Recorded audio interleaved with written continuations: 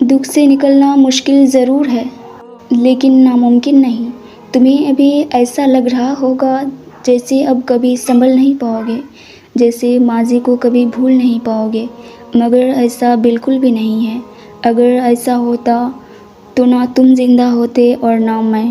صبر آنے میں وقت تو لگتا ہے اور ان چیزوں سے دور جانے میں بہت وقت لگتی ہے جن سے ہماری روح، ہمارے جذبات وابستہ ہوتے ہیں، جن کو کھونے کا سوچ کر بھی ہم کانپ اٹھتے ہیں۔ لیکن جب ہم اللہ پر یقین رکھ لیتے ہیں اور ہر چیز اللہ کے سپرد کر دیتے ہیں تو اللہ خود ہمیں ان حالات سے لڑنے کی ہمت دے دیتا ہے، اور جب ہمت آ جاتی ہے تب صبر بھی آ جاتا ہے۔ تو پھر کوشش کرو اور ان کے بغیر جی کے دکھاؤ جن کو لگتا ہے کہ ان کے چلے جانے سے تم مر گئے ہوگے۔ یہی تمہاری فتح ہے جب تم اللہ کو جیت جاؤ گے، اور اللہ عبادت سے نہیں تڑپ سے ملتا ہے، یقین سے ملتا ہے۔ رونا، غم کرنا، سسکتے رہنا، رات بھر نہ سونا، یہ سب انسان کی فطرت کا حصہ ہے اور رونا حق ہے تمہارا۔ اگر رونا چاہتے ہو تو جی بھر کے رو لو، اتنا رو لو کہ یہ سارا کا سارا کرب آنسوؤں کے ساتھ باہر آ جائے۔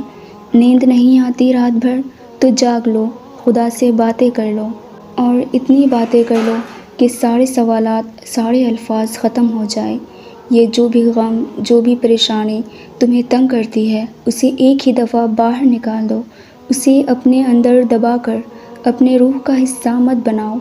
خود سے اور اللہ سے یہ وعدہ کرو کہ جس چیز کے لیے آج روئے ہو اس کے لیے پھر کبھی نہیں رو گے۔ جس چیز کی وجہ سے تم رات بھر سو نہیں پائے اس کا سوچ کر کبھی نہیں جاگو گے۔ جس چیز کے لیے تم لمحہ بلمحہ تڑپتے ہو اس کی طرف واپس نہیں جاؤ گے۔ اور اس بات کو یاد رکھو کہ ہر چیز میں اللہ کی رضا ہے، عطا میں بھی اور قضا میں بھی۔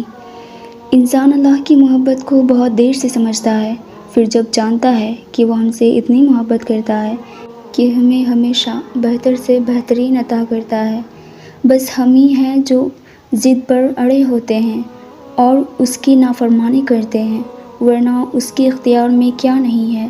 وہ اگر چاہے تو ہماری ایک ہی نافرمانی پہ ہمیں آسمان سے زمین پر دے مارے، مگر وہ ایسا کرتا ہی نہیں۔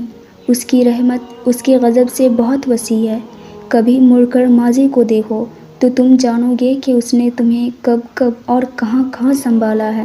جب تم بالکل اکیلے تھے تب کہاں کہاں اس نے تمہارا ہاتھ تھاما، جس کے تم قابل بھی نہیں تھے، اس سے بڑھ کر تمہیں نوازا۔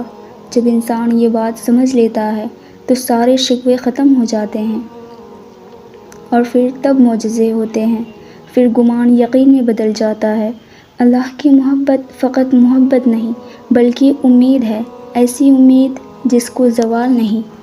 انسانی فطرت ایسی ہوتی ہے کہ جو اس دل کو تکلیف پہنچاتا ہے اور توڑ دیتا ہے یہ پھر بھی اسی کی طرف بھاگتا ہے، اس امید کے ساتھ کہ اس دل کو وہی سکون ملے گا، حالانکہ وہ چیز یا وہ شخص کبھی بھی آپ کے لیے سکون کا باعث نہیں بن سکتا، جس کی وجہ سے آپ کی روح بے سکون ہو۔ محبت سکون کا دوسرا نام ہے۔ جس محبت میں سکون نہیں ہوتا اس میں اللہ کی کبھی بھی رضا نہیں ہوتی۔ تبھی تو وہ ہمیں لوگوں کے چھپے ہوئے رنگ دکھاتا ہے کہ کون کیسا ہے، اور پھر فیصلہ ہمارے ہاتھ میں چھوڑ دیتا ہے کہ ہم ان سے دور جاتے ہیں یا نہیں۔ اللہ پاک انسان کے سامنے ہمیشہ دو راستے رکھتا ہے، ایک وہ جس میں اس کی بہتری ہوتی ہے، اور دوسرا وہ جو تکلیف کا باعث ہوتا ہے۔ یہ آپ کا انتخاب ہے کہ آپ کس طرف بھاگتے ہیں، اور یہ مت بھولو کہ یہ دل وہی جوڑ سکتا ہے جس نے اسے بنایا ہے، اور دل کا سکون تو فقط دل بنانے والے کے پاس ہے۔ صبر آتے آتے بہت وقت لگتا ہے، اور صبر آتا ہی تب ہے جب انسان حقیقت کو تسلیم کر لیتا ہے۔ کبھی کبھی ہم کسی چیز کو حاصل کرنے کے لیے بہت کوشش کرتے ہیں، دن رات دعائیں مانگتے ہیں، گر گراتے ہیں، لیکن پھر اگر وہ چیز ہمیں نہ ملے تو اس میں اللہ کی بہت بڑی مصلحت ہوتی ہے۔ اور یہ بھی سچ ہے کہ اللہ ہر چیز پہ قادر ہے، مگر ہم اس کی حکمتیں نہیں سمجھ سکتے، اور ہم چیزوں کو اس طرح نہیں جان سکتے جیسے وہ جانتا ہے۔ کبھی کبھی ہم اس چیز کے پیچھے بھاگتے ہیں جو ہماری اداسی کا سب سے بڑی وجہ ہوتی ہے۔ جو شخص تمہاری مسکراہٹ چھین سکتا ہے وہ کیسے تمہارے لیے بہتر ہو سکتا ہے؟ تبھی اللہ کچھ دروازے بند کر دیتا ہے۔ ابھی تمہیں سمجھ نہیں آئے گا یہ سب، اور یہ باتیں شاید آپ کو بری بھی لگیں گے، مگر وقت گزرنے کے ساتھ سب کچھ سمجھ آنے لگے گا۔ پھر تم کہو گے کہ واقعی اگر تب اللہ ہماری حفاظت نہ کرتا تو ہم آج کتنی تکلیف میں ہوتے، کیونکہ اللہ کبھی تمہارا برا نہیں سوچتا، بلکہ تم خود ہی اپنا برا سوچتے ہو اور تمہیں پتہ بھی نہیں ہوتا۔ اور صبر تبھی آتا ہے جب انسان اللہ کی رضا میں راضی ہو جاتا ہے۔